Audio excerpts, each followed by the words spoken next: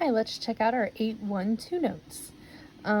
So these are going to be factoring with generic rectangles. So if you remember back in 8.1 where we had to do this to like find out what the factors were, that's horrible and takes a really long time. And so I want to start showing you the shortcut. Hey, in fact, that's the title. Is there a shortcut? 813 says, examine the generic rectangles shown at the right.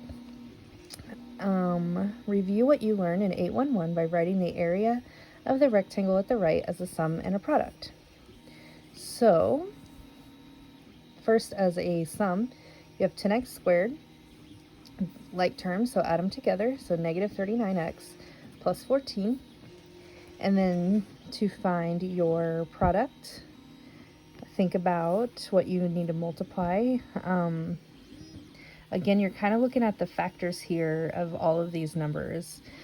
So like I see 14 and 35. I know both of those are factors of, multiples of 7.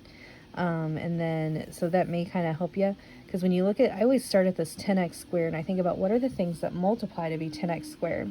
And in this case, I could either use 1 and 10, or I could use 2 and 5.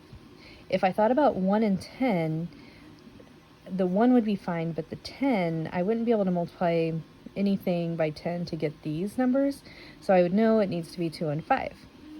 So then I think about where does the 2 and where does the 5 go?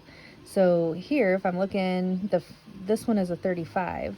Well, that can't be a multiple of 2. So I'll know that the 5 needs to be where it can match up with that one, and the 2 will need to be where it can match up with that one. And then you can double check. 2x times 5x is 10x squared. 2x times what would give you negative 4? Negative 2. And then 5x times what gives you negative 35x? Negative 7. And then you can double check the end, make sure you got them right. Negative 7 times negative 2 is a positive 14. Does the generic rectangle fit Casey's pattern for diagonals? Meaning, does the product of each diagonal, or are the products of each diagonal equal? Well, 35 times 4. In my head, I do 35 times 2 is 70, times 2 is 140. Both are negative, so the answer is negative. X times x is x squared. Over here, 10x squared times 14. 10 times 14 is 140, x squared. So yeah, Casey's pattern works.